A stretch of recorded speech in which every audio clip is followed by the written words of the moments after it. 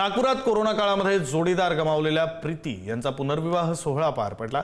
शिवम सिंग यांच्यासोबत प्रीती यांनी विवाह गाठ बांधली। तर यावेळी राज्याचे मुख्यमंत्री देवेंद्र फडणवीस या विवाह सोहळ्याला उपस्थित होते। नागपूरचे भाजप नेते आणि माजी आमदार संदीप जोशी यांनी प्रीतीचं पालकत्व स्वीकारलं असून त्यांच्या पुढाकारातून हा विवाह सोहळा आयोजित करण्यात आला होता। प्रीती ही जी आमची मुलगी आहे तिचा विवाह आज शिवम यांच्यासोबत झालेला आहे आणि पुढच्या काळामध्ये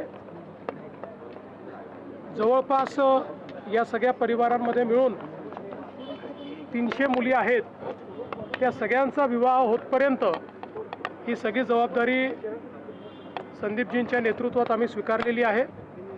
आज या विवाहाचं अतिशय समाधान आहे, कारण अतिशय कमी वयामध्ये अशा प्रकारच्या घटनेला प्रीतीला सामोरं जावं लागलं आणि आज एक स्थैर्य त्यांच्याही जीवनात येत आहे, ही आनंदाची गोष्ट आहे।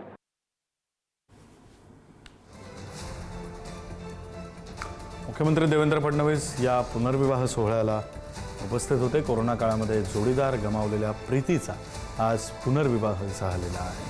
माजी आमदार संदीप जोशी यांनी प्रीतीचं पालकत्व स्वीकारलेलं आहे। मुख्यमंत्र्यांनी त्यानंतर माध्यमांशी संवादही साधला। या सगळ्या मुलींचं पालकत्व आम्ही संदीपजींच्या नेतृत्वाखाली स्वीकारलेलं आहे, असं मुख्यमंत्री देवेंद्र फडणवीस यांनी माध्यमांशी बोलताना म्हटलेलं आहे।